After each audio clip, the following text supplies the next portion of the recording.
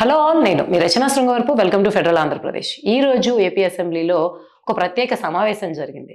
చూస్తూ ఉంటే ఇది పైకి చెప్పడానికి ఒక రిజల్యూషన్ అమరావతి అనే వర్డ్ యాడ్ చేయడం, అమరావతికి చట్టబద్ధత కల్పించడంగా కనిపిస్తున్నప్పటికీ ఒక పార్టీ తన బహిరంగ సభనో తన మేనిఫెస్టోనో లేకపోతే తన వాయిస్నో వినిపించడానికి ఎన్నికల ముందు చేసేటువంటి ఒక బహిరంగ సభలా అనిపించింది. చూస్తూ ఉంటే ఆంధ్రాలో ఎన్నికల వాతావరణం ముందే వచ్చిందేమో అనిపిస్తుంది.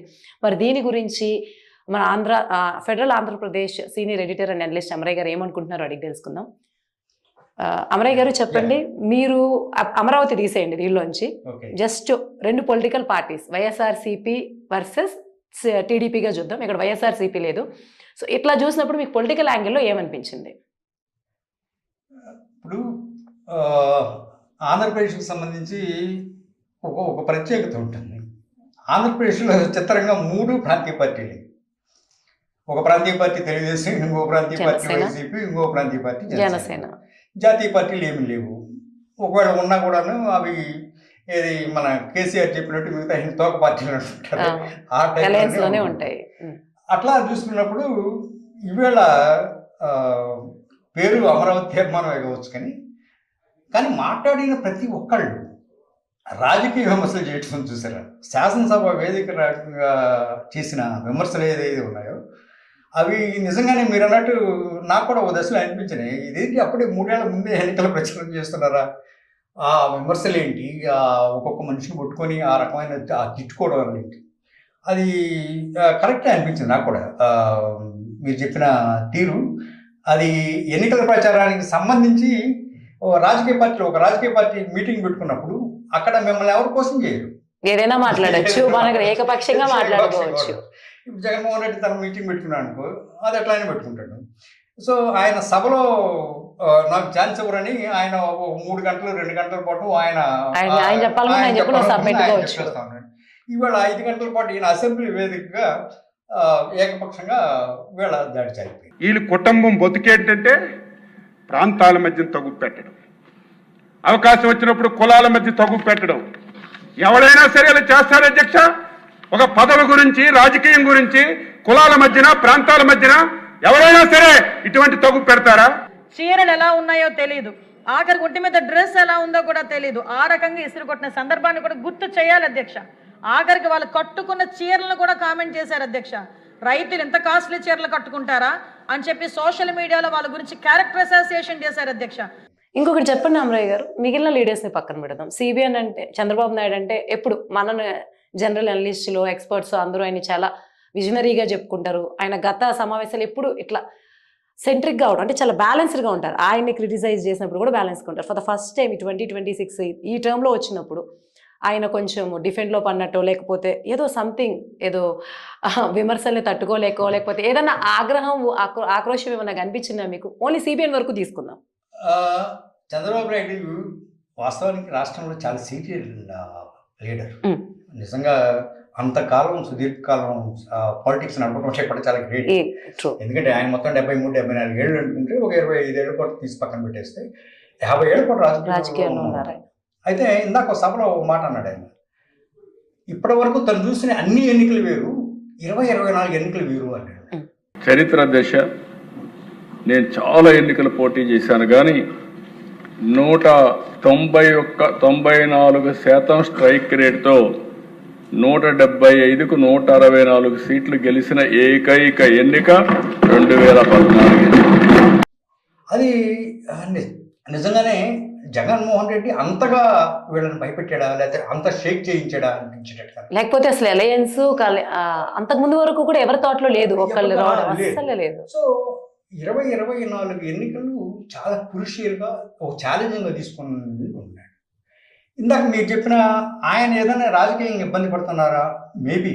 ఎందుకు ఇటీవల కాలంలో ప్రత్యేకించి తిరుపతి నెయ్యికి సంబంధించిన వివాదం వచ్చిన తర్వాత ఆయన కొంత ఇబ్బంది పడ్డారేమో. ఆయన ఏమన్నా ఇది తన గుడ్డు కొవ్వు, ఆవు కొవ్వు ఇట్లాంటి ఈ పదాలు ఉన్నాయి కదా, ఆ సందర్భంలో ఆయన ఏమన్నా అది అంటే ల్యాబ్స్ నిగ్గు తేల్చకపోవడం వల్ల ఈయన ఏమైనా పొరపాటున ఆ మాట అన్నాడేమో అన్న ఫీలింగ్ ఒకటి జనంలోకి వచ్చిందేమో అనేది చంద్రబాబు నాయుడు కనిపించింది. అంటే ఇవాళ శాసనసభలో అదేమి రాకపోయినా నాకు అనిపించింది అంటే అది 3 ఏళ్ల ముందుగానే ఎన్నికల సభలాగా సాగింది. సభలో మాట్లాడిన 23 మంది జగన్మోహన్ రెడ్డిని తిట్టకుండా, జగన్మోహన్ రెడ్డిని దూషించకుండా ఉన్నవాళ్ళు ఎవరు లేరు.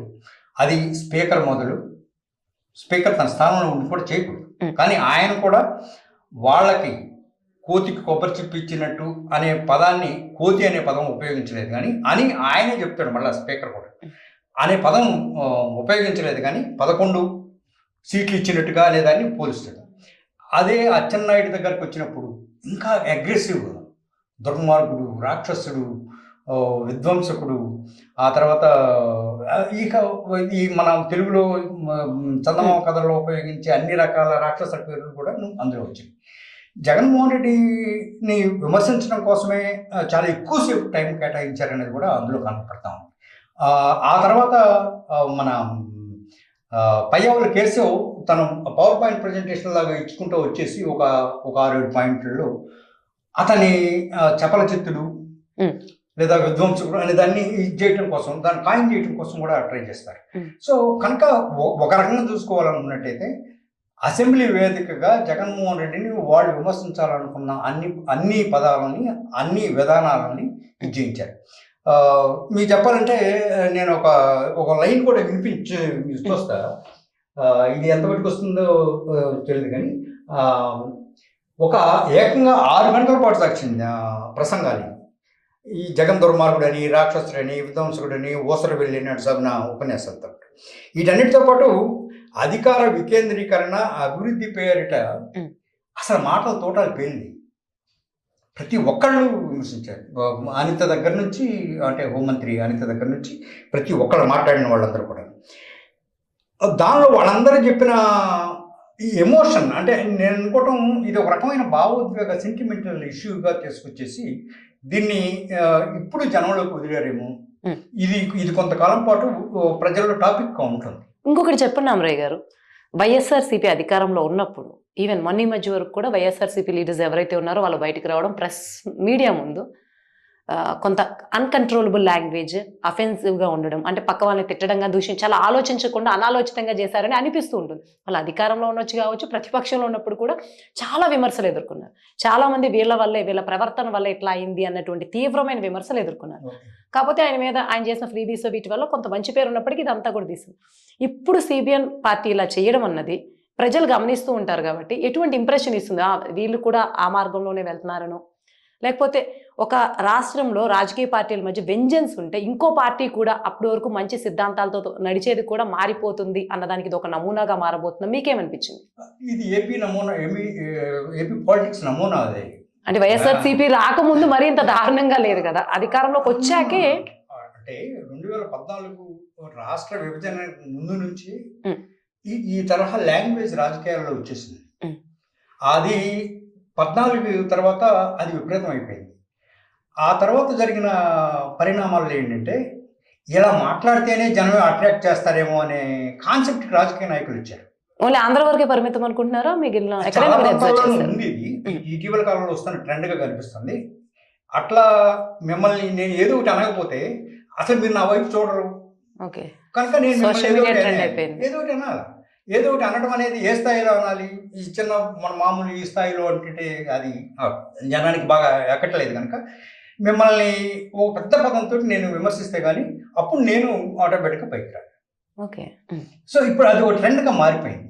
ఆ ట్రెండ్ శాసనసభ బయట ఉండాల్సిన ట్రెండ్స్ అన్ని శాసనసభ లోపల రావడం ఇది ప్రమాదకరమైన ధోరణి. అది వైసీపీ అయినా వీళ్ళైనా ఆ మాట, ఆ తరహా భాష, ఆ తరహా దాన్ని రాజకీయ పార్టీలు కానీ వాళ్ళే కంట్రోల్ చేసుకోవాలి అసలు వాస్తవాన్ని. ఎందుకు వాళ్ళే చట్టాలు చేసేవాళ్ళు, వాళ్ళే ఈ రాష్ట్ర ప్రజల భవిష్యత్తుని తీర్చిదిద్దేవాళ్ళు. వాళ్ళే నోరు జరిగారు అనుకోండి, అప్పుడు ఇంకా సామాన్యుడు అనుకోవాల్సిన ఇది ఉంటుంది. కనుక సభలో సినిమాలలో కనుక చాలా పదం ఈవేళ వాడేంటి పీకుడుగాడు, వీడేంటి పీకుడుగాడు, లేదా అది ఇది ఏదో వస్తున్నాయి కదా. ఆ పదాలని సొసైటీ యాక్సెప్ట్ చేసే లెవెల్కి వీళ్ళు తీసుకొచ్చారేమో అనిపిస్తుంది. రాక్షసుడు అనే పదం మనం సహజంగా ఉపయోగించు. శాసనసభ లెక్క ప్రకారంగా అయితే అసత్యం, అబద్ధం అనే పదం కూడా ఉపయోగించకూడదు. రాక్షసుడు ఎట్లా ఉపయోగిస్తాం? లేదు కదా, భంగపరిచిన పదాలు ఏమి వాడకూడదు. కానీ వచ్చేసినాయి. అంటే ఆ దశకు వచ్చేసినాయి రాజకీయాలు. పార్టీలే దానికి బాధ్యత కూడా వహించాలి. కనుక నోరు అదుపులో పెట్టుకోవాల్సింది, నోరు జారకుండా ఉండాల్సింది కూడా రాజకీయ పార్టీలు వాళ్ళు. ఫైనల్ గా దీన్ని ఎన్నికల ప్రచారానికి ముందో సభ అనుకుంటున్నారా లేదా? ఎస్, నాకైతే అట్లానే అనిపించింది. ఇది 2-3 ఏళ్ల ముందే సభ, ఏది ఎన్నికల ప్రచార సభని అన్ని పార్టీలు 3 పార్టీలు కలిపి అసెంబ్లీ వేదికగా వైసీపీని విమర్శించడం కోసం ఒక సభా వేదికని ఏర్పాటు చేసుకున్నాయా అని అనుకున్నాయి. రేపు జగన్మోహన్ రెడ్డి మరో కాన్ఫరెన్స్ పెడతాడు, ఈ 3 పార్టీలను ఉతకాల్సినంత రీతిలో ఆయన ఉతికేస్తాడు. ఆయనకి సభ వేదిక ఉండదు కాబట్టి మీడియా ముందుకు వస్తాడు, చేసుకుంటాడు. లేదా రేపొద్దున ఆయన కూడా ఇంకో బహిరంగ సభ పెట్టుకుని వీటన్నిటికి ఇప్పుడు ఏమేమైతే పదాలు చేశారు, ఈ 5 గంటల 30 నిమిషాలలో ఏమేమైతే మాట్లాడారు, వీటన్నిటికి రేపొద్దున ఆయన కూడా అదే స్థాయిలో ఇస్తాడు కదా. ఇక ఇది కంటిన్యూ అవుతానే ఉంటుంది. ఇచ్చినమ్మ వాయినం పుచ్చుకున్నమ్మ వాయినం, అంతే కదా. మీరు ఒకటి అన్నారు, నేను 2 అంటాను. ఆ తర్వాత మళ్ళీ దానికి ఇంకేమి చెలవల పనులు వస్తాయో తర్వాత చూడాలి. కానీ ఇప్పుడైతే నాకైతే మాత్రం ఈవేళ సభ ఏకపక్షంగా సాగిన ఒక రాజకీయ పార్టీ బహిరంగ సభలాగానే అనిపించింది నాకు. Thank you Amarayya. Thank you.